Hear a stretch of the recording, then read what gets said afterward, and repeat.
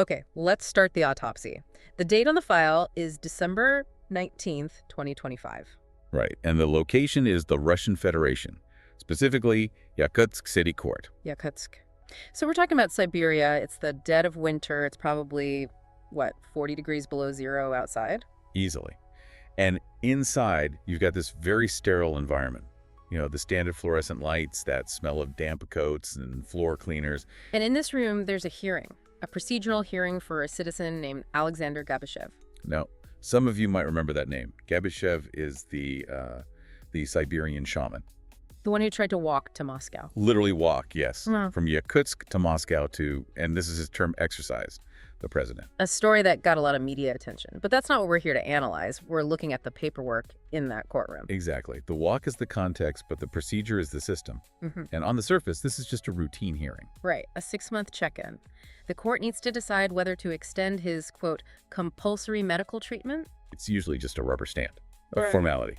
But on this specific day, something anomalous occurred. And what was that?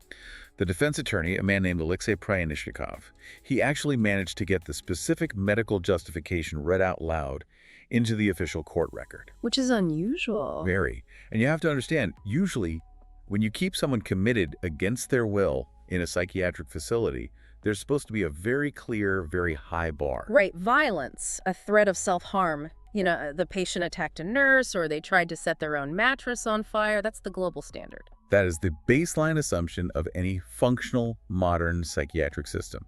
Immediate physical danger. But that's not what the record from the Yakutsk court showed. Not at all. In fact, the medical staff went on record confirming that Gabyshev was not aggressive. So no violence. No. They also confirmed he was not, in an active clinical sense, delusional. No voices, no hallucinations. Okay, so if he's not a danger and he's not actively psychotic, why extend the commitment? What were the clinical failure markers they cited? Well, this is the core of it. I want you to look at the log entry. There were 2 main points. I'm looking at it right now. The first one is high levels of communication with other patients in the ward. High levels of communication. He was talking to people. He was talking to people. The second justification. Active correspondence with the external world. He was writing letters. So, let me get this straight. In any other medical context, anywhere else in the world, if a patient who's been withdrawn starts making friends and writing home, what do we call that? We call that recovery. We call that reintegration. It's a sign of improving health. But here, in this system, the attending psychiatrists cited socializing and writing letters as symptoms of a persistent pathology. And in doing so, they articulated the core operational principle that the system was running on that day, a principle that was read into the record. A mentally healthy person must be silent. Let that phrase sink in for a moment. It doesn't sound like a medical diagnosis. It sounds like a line of code, like a system return code from a very, very dark piece of software. And that is exactly how we have to analyze it today. This isn't a human interest story we're telling. We are performing a system autopsy. We're looking at the machine itself. We're looking at the psychiatric care system of the Russian Federation as a piece of architecture. We need to understand its inputs, its logic gates, and its outputs. And the output that we are seeing in 2026 is, it's a reversion. It's a reversion to a state, to an operational parameter that we thought was history.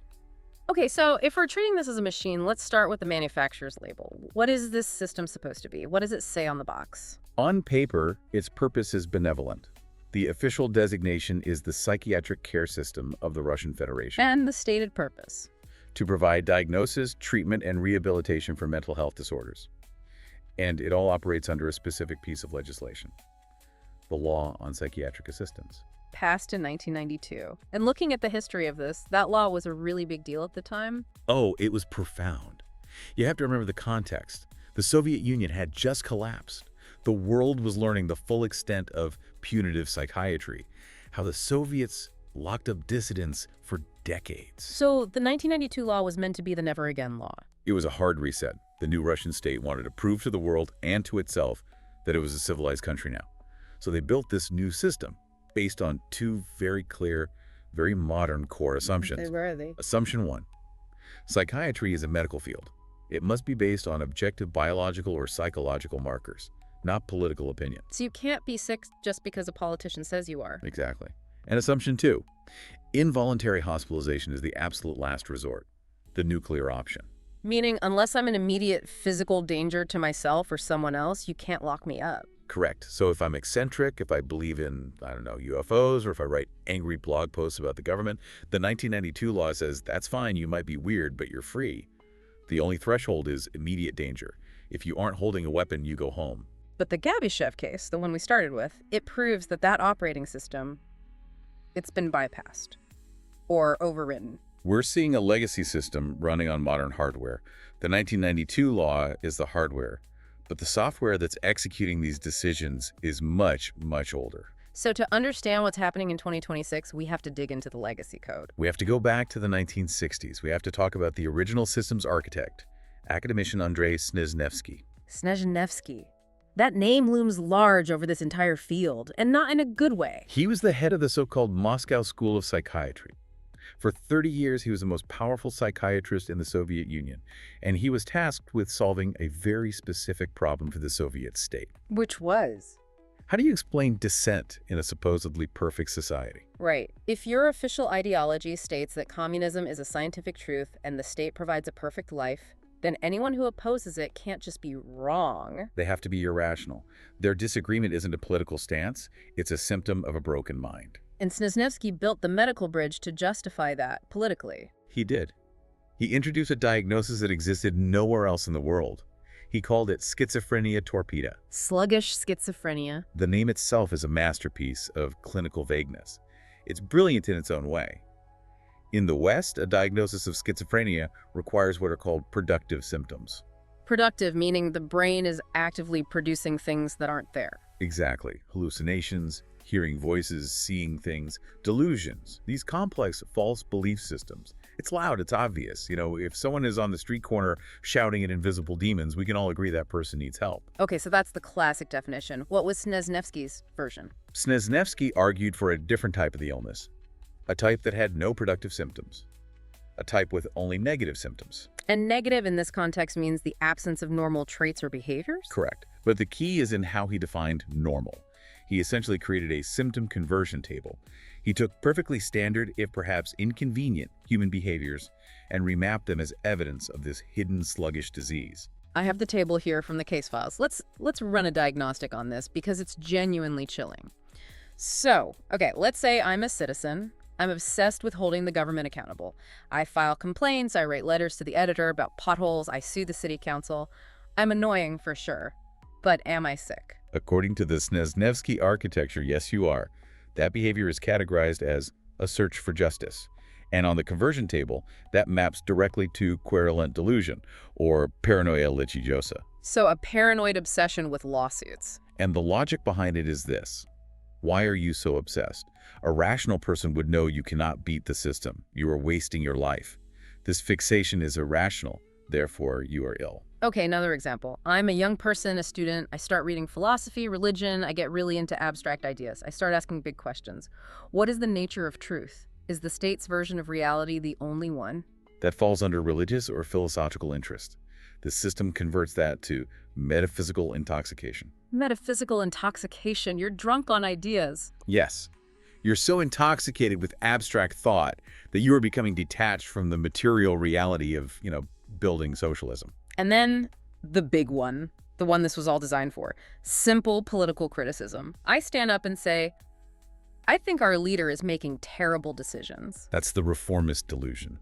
The core idea that you, a single, insignificant individual, believe you have the insight and the power to reform the entire state apparatus. That's classified as a grandiose delusion. A classic symptom. So you see the trap, it's perfect. If you quietly accept the world as it is, you are sane. The moment you try to question it or change it, you are, by definition, crazy. It's a closed logical loop. There is no form of dissent that cannot be recategorized as a pathology. And the true genius of sluggish schizophrenia was that the patient appeared completely normal to everyone else. Your friends, your family, your coworkers, they'd say, he's fine, he's smart, he has a job, he's a good father. But the doctor could say, but I am a specialist. I have the tools to see the hidden defect that you cannot. Persistent. Okay, but that was the Soviet Union. That diagnosis, schizophrenia torpida, it was internationally condemned. It was officially removed from the Russian psychiatric manuals after 1991. Snezhnevsky is dead. So how do we get from that discredited Soviet concept back to the court in Yakutsk in 2025? And this is where the autopsy gets really interesting. The term sluggish schizophrenia was deleted. The mechanism, the underlying logic, was simply given a new name. The system needed a modern proxy, a camouflage. Something that looked legitimate. Something that would pass international standards, at least on a superficial glance. And that proxy is this code I keep seeing in the modern case files, the ICD-10 code, F21. That's the one, F21, schizotypal disorder. Okay, so help us understand this. What's the practical difference between F20, which is classic schizophrenia, and this F21 code? Maybe use an analogy. Okay, think of it like a car. F20, classic schizophrenia, that's a blown engine. There's smoke pouring out from under the hood. The car is shaking violently. There are loud noises. Anyone walking by, even if they know nothing about cars, can see. This vehicle is broken. Obvious catastrophic failure. You don't need to be a mechanic. Exactly. Now, F21, schizotypal disorder, is the check engine light. Ah. The car seems to drive fine. The engine sounds normal. It accelerates. It brakes. Everything on the surface works. But a little light on the dashboard is on. The car's internal computer says there's a sensor error deep inside the system, maybe in the intake manifold. And the only person who has the diagnostic tool to read that specific error code is the mechanic. And if that mechanic works for a dealership that has an incentive to sell you a new engine, he can point to that little orange light and say, you see, this is a sign of critical failure. We have to impound your car immediately for extensive repairs. So F21 is the check engine light of the human mind, a subtle internal error that only the specialist can see and interpret. It's the perfect modern container for all the old symptoms of Snezhnevsky's sluggish diagnosis. It just wraps them in current, internationally recognized ICD-10 terminology. And you're saying we've seen a spike in the specific diagnosis? A massive spike, specifically in political cases between 2024 and 2026. And the clinical documentation, the actual medical write-ups, they are now explicitly citing things like heightened sense of justice and active civil position as clinical symptoms of maladaptation. Wait, hold on. They are literally writing active civil position in a patient's medical file as evidence of a disorder. Yes, explicitly. The logic has been updated slightly from the Soviet era. It's a bit more sophisticated now. The new framework is all about adaptation. What's the argument? The argument goes like this. We live in a difficult, dangerous time. A healthy, sane organism's primary drive is self-preservation. By protesting the war, by criticizing the president, you are consciously putting yourself in danger of arrest, of imprisonment. This behavior runs contrary to the survival instinct. Therefore, you lack a proper survival instinct. Therefore, your mind is maladapted. You are sick. You've got it. Cowardice is recategorized as health. Courage is a symptom of illness. It's a biological reductionism of politics. If you're a functional biological unit, you prioritize survival. If you're a hero or a dissident, you are, by definition, a defective unit. That's the core logic. The theory sounds darkly sophisticated, but the implementation seems much cruder. Let's talk about this 5-minute protocol that's mentioned in the files. Because to diagnose something as subtle as a sensor error in someone's personality, you'd think you would need weeks of observation, interviews, psychological testing. You would in a legitimate medical system. Mm. But this system requires speed and throughput. So what we're seeing emerge are these rapid ambulatory forensic examinations. The dissidents themselves call them 5 minutki, 5 minutes. Walk me through it. I'm arrested at a protest for holding a sign. The police drag me to the station. What happens next? The investigator from the police, or the FSB, will order a psychiatric evaluation to determine if you are fit to stand trial. You're taken to an office, maybe in a hospital, maybe right there in a detention center. A doctor is sitting at a desk, and on the desk is your file. But the file doesn't contain your medical history. It contains the police report, the indictment. Subject was arrested for shouting anti-war slogans. The doctor looks at the police report, then looks at you. He asks one question. Did you shout these slogans? And you say, yes, I did, because I believe the war is wrong. And then what does the doctor do? The doctor then takes the text directly from the police indictment and copies it, often word for word, into the anamnesis or patient history section of his medical evaluation. So he's not making a medical observation, he's just transcribing the police charge. He's a stenographer. And then, in the conclusion, he writes something like, patient exhibits reformist ideas and a heightened sense of justice. Lacks critical insight into the current situation. Diagnosis, F21, schizotypal disorder. The entire process takes 5 to 10 minutes. The independent medical evaluation has been completely hollowed out. It's just a procedural step to convert a political suspect into a medical patient. It's an administrative conversion? And once that happens, once you're officially a patient, you fall into what the files call the logic trap. This, to me, is one of the most disturbing mechanisms. This is failure mechanism A, denial as symptom. It's a perfect trap. So imagine you're in that room now. The doctor's just told you, you are sick.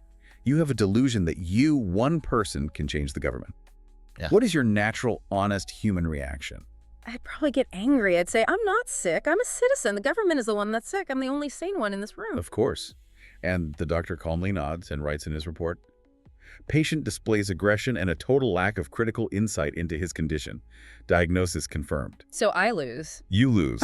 Okay. So I'm smart. I see that trap. I try the other approach. I stay calm, rational. I say, doctor, I understand you have a process to follow, but I assure you, I am perfectly healthy. My disagreement is purely political. It's a philosophical difference of opinion. And the doctor nods again and writes, patient presents a calm facade. Attempts to mask the underlying pathology through dissimulation. This lack of emotional response is consistent with the negative symptoms of the disorder. I still lose. It's unwinnable. There is no path to proving your sanity from within the system's logic, because the foundational premise is that the fact that you are there, being evaluated, is itself proof of the illness. And once that logic trap snaps shut, you're not in an evaluation room anymore. You're in a treatment facility. And that means you're in a chemical environment. We have to talk about the drugs, because the word treatment sounds so benign. It sounds like helping someone. It sounds like pills in a glass of water. But we need to be very precise about failure mechanism B, pharmacological suppression. This is not treatment. This is the use of chemistry to break a person. And the drugs of choice are not subtle. No, they're old, they're cheap, and they are brutal. The main ones are haloperidol and aminosine. Haloperidol is a very powerful first-generation antipsychotic. It's a sledgehammer for the brain. It works by blocking dopamine receptors. But when it's administered in high doses, and especially without the correctors, other drugs that manage the side effects, it induces a state called neuroleptic syndrome. Describe that. For someone listening, what does that feel like for the patient? The most common and agonizing manifestation is called akathisia. The word is from Greek. It means inability to sit. But that's far too mild. Survivors describe it as a profound, unbearable internal restlessness, an itch deep in the marrow of your bones, a physical primal need to move, to pace, to crawl out of your own skin. So your mind is screaming, move, but at the same time, the drugs cause muscle rigidity, right? Yes, that's the other side of it. You can get severe muscle cramps and stiffness, the statue state. Your neck might twist to one side and just lock there. Your tongue can swell. So you are trapped inside a body that feels like stone while your entire nervous system is on fire, screaming that you must move. It is a state of pure, chemically induced torture. And the historical records mention even worse things. The notes talk about the sulfazine cross. Sulfazine is the legacy weapon, the nightmare from the Soviet archives. It's a solution of purified sulfur dissolved in peach oil. Sulfur. You mean like from a match head? The same element, yes. It has no therapeutic value. Its only purpose is to inflict pain. When it's injected deep into a muscle, the body has a massive immune reaction. It treats the sulfur as a severe, localized infection. So what happens to the patient? Your body temperature spikes to 40 degrees Celsius, that's 104 Fahrenheit. You get violent, uncontrollable shaking, high fever delirium. And the pain at the injection site is excruciating, described as a hot coal burning under your skin that doesn't go away for days. And why was it called the cross? Because the standard procedure was to inject it into 4 points simultaneously, the 2 shoulder blades and the 2 buttocks. This effectively immobilized the patient. They couldn't lie on their back or their stomach. They couldn't move their arms or legs without agonizing pain. They were, in effect, crucified by the chemistry. Is sulfazine still being used today? Officially, it was banned. It's considered a form of torture. However, we have reports from as recently as 2024 from activists like Olga Suvorova, who was held for a 22-day inpatient examination. She reported being forcibly medicated with unlabeled, mysterious pills. So we don't know what they were. We have no independent toxicology. We don't know if they're using new sulfazine analogs or just dangerously high doses of neuroleptics. But the mechanism's goal is the same: compliance through pain. And what is the end goal of this treatment? Is it to cure the underlying F21 disorder? No. This is failure mechanism C, the treatment goal. The condition for discharge is not the cessation of symptoms because, of course, there were no real symptoms to begin with. The condition for release is what the doctors call critical rethinking of one's behavior. It's a confession. It's a political recantation. To be deemed cured, you must state on the record that you now understand that your political beliefs, your protests, your social media posts were all a manifestation of your mental illness. You have to say, I was sick, but I'm better now. I was wrong. I now support the state. Precisely. And if you refuse to make that statement, if you continue to insist on your political beliefs, the doctors write in your file, delusional state persists. Patient continues to lack critical insight, and your compulsory treatment is extended for another 6 months. It's an engineered nightmare. But I have to ask the big question here, the one that frames the whole system. Why? Why go through this elaborate medicalized process? Russia has plenty of prisons. They have a very efficient penal colony system. It's a continuation of the Gulag. Why not just sentence Alexander Gabashev to 10 years in a labor camp for extremism and be done with it? That's the fundamental question of the incentive structure. Why choose the sterile white room over the iron-barred cell? Yeah. And the answer, as far as we can reconstruct it from the system's behavior, is threefold. The first reason is delegitimization. Explain that. Think about what happens when you put a dissident, a political opponent, in prison. What do they become in the eyes of the world and even to people inside the country? They become a martyr, a hero, a Nelson Mandela, a Václav Havel, a Navalny. Exactly. They become a symbol of resistance. Their words, even from a prison cell, carry moral weight. A political prisoner has authority. But what happens when you put that same person in a high-security psychiatric hospital? They're just a crazy person. They're just a madman. It completely strips their protest of its meaning. It neutralizes the ideology. The message becomes, oh, he wasn't protesting the war because of some moral conviction. He was protesting because his brain chemistry is imbalanced. It's the ultimate character assassination, performed with a syringe instead of a slanderous news article. It reframes a political act as a private medical problem. Correct. The second incentive is about control. Indefinite control. A prison sentence has a time limit. Right. If you're sentenced to 5 years for, say, discrediting the army, you know your release date.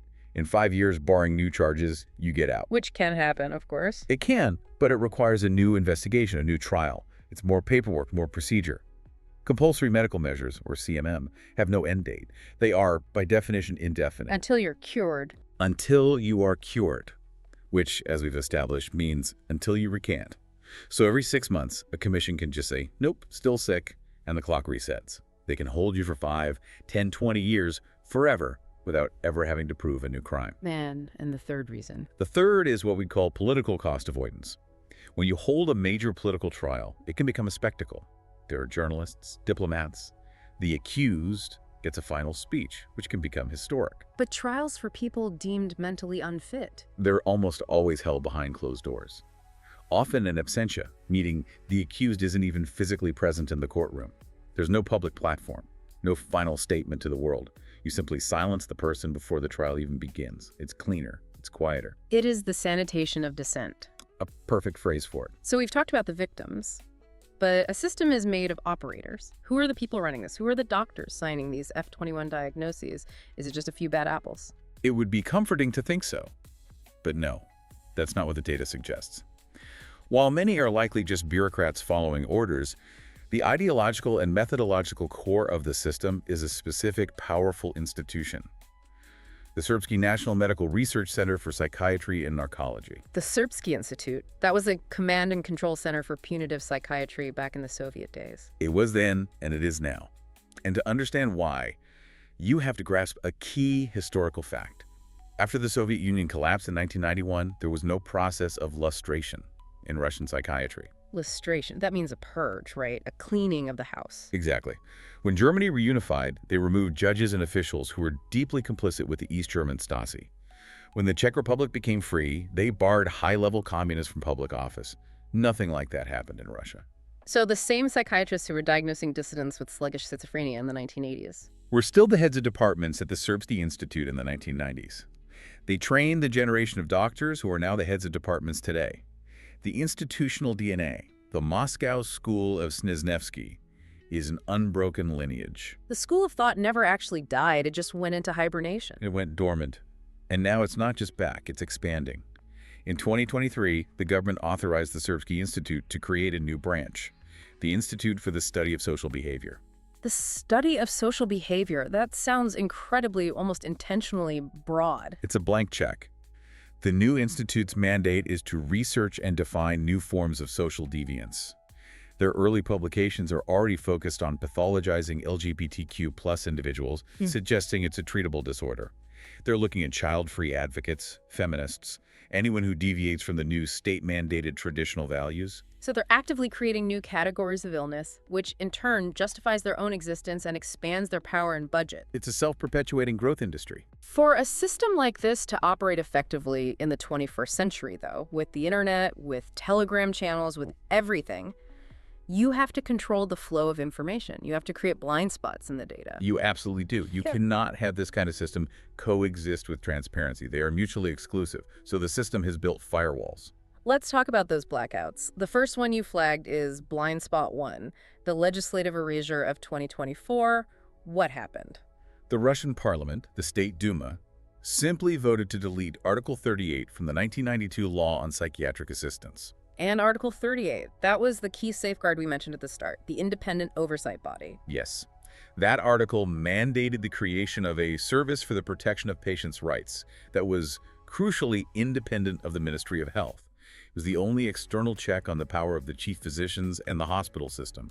These were people who could, in theory, walk into any ward, demand records, and speak to any patient. And the government just deleted it. They deleted the entire article.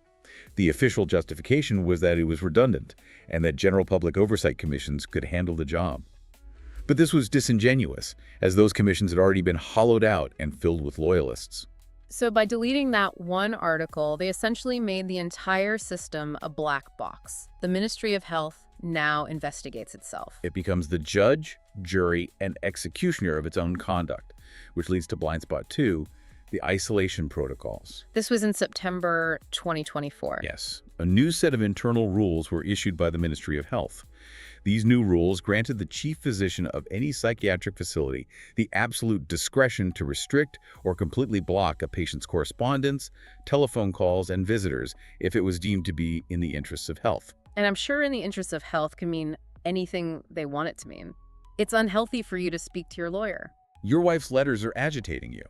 The news from the outside world is bad for your recovery. It creates a perfect hermetic seal around the patient. We now have documented cases of political prisoners who have effectively vanished inside these hospitals. We have no idea what drugs they're being given. We don't know if they're in solitary confinement. The data trail stops at the hospital door. This brings me to a crucial point. We've been focused on the high-profile political cases, the activists, the shamans.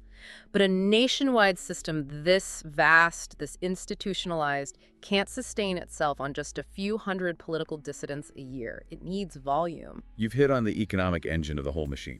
The political cases are the tip of the spear. They get the headlines, but the weight, the shaft of that spear, comes from a much larger, much quieter population. The invisible population. The residents of the PNI, the psychoneurological internats. Describe what a PNI is. Is it a hospital? Is it a nursing home? It's neither. It's a warehouse for human beings. They are closed, total institutions where people are sent to live, often for their entire lives. We're talking about a population of hundreds of thousands of people across Russia. And a huge number of them are not mentally ill in the way we would typically understand it. A huge percentage of the pipeline that feeds the PNI system starts with one group, state orphans. Wait, how does a child go from being an orphan in an orphanage to a permanent psychiatric inmate for life? Talk me through that process. Okay. It's a systemic, bureaucratic pipeline. It starts in a state orphanage. Imagine you're an overworked, underpaid staff member there. You have 40 kids in your charge. 5 of them are difficult. Maybe they have PTSD from early childhood trauma. Maybe they have behavioral issues. They fight, they run away. You can't cope. You're overwhelmed, so you call for help. You call in a psychiatrist in the local clinic. And for that psychiatrist, the easiest, quickest solution is to give the child a diagnosis. Often it's oligophrenia, which is an outdated term for intellectual disability or a severe behavioral disorder. And what does that diagnosis achieve for the system? It solves 2 problems at once. In the short term, the diagnosis allows you to medicate the child. Chemical restraints, powerful sedatives, and antipsychotics make the orphanage quieter and easier to manage. And the long-term benefit. That's the financial incentive. In Russia, if an orphan turns 18 and is deemed healthy and capable, the state is legally obligated to provide them with a free apartment. That's a huge expense for a regional budget. But if that same child has a psychiatric diagnosis on their record, If they are diagnosed as incapable of independent living, the state is absolved of its duty to provide housing. Instead of buying an apartment, the regional government just transfers the unit, the human being, from the orphanage to a P&I. the state saves the cost of an apartment by sentencing a child to a lifetime of medical incarceration. That's the transaction. And it gets worse. The P&I itself operates on a per capita funding model. They get money from the state for every bed that is filled. So the P&I has a financial incentive to accept more residents. The orphanage has an incentive to get rid of difficult children. The state has an incentive to save money on housing. The only entity in that entire equation with no power and no voice is the child. It's a form of state-sponsored human trafficking. It is the invisible gulag. And unlike the political prisoners, these people have no one. No lawyers, no human rights groups advocating for them, no families sending letters. They're born into the state's custody and they die in the state's custody. And now, with Article 38 gone, there is literally no independent body left that has the right to even check on them. We're nearing the end of our autopsy. We've dissected the history, the mechanisms, the incentives, the victims. We need to clearly state the open loops, the missing data, the questions the system itself prevents us from answering. The first and biggest open loop is the scale of recurrence. We have solid documentation for the rise in political cases, from just a handful in 2021 to over 86 confirmed cases by late 2024. 86 cases that we know of. That's the key phrase we know of. Because of the blackouts, the closed courts, the fear among families, we are looking at this system through a keyhole. Is the real number 86? Is it 860? We have no way of knowing the true scope. The second open loop, the chemical composition. You mentioned Olga Suvorova and the mysterious pills. Right. We have anecdotal reports, but zero independent toxicology. We're flying blind. We do not know what new or old substances are being administered inside these sealed institutions. That record simply does not exist in the public domain. And the final open loop is duration. It's personified by the man we started with. Alexander Gabashev. He's been in continuous custody since 2021. He's been moved from a high-security hospital in Ussurisk back to a general one in Yakutsk. His detention is extended every 6 months. And the open loop is that there's no end in sight. There is no procedural mechanism to force his release, as long as the doctors can claim he remains socially active, and therefore, in their logic, uncured. The duration is potentially infinite. So let's perform the final synthesis.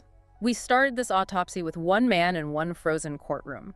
We've ended with an invisible population of hundreds of thousands. What is the final diagnosis for the system itself? Is it a system in failure?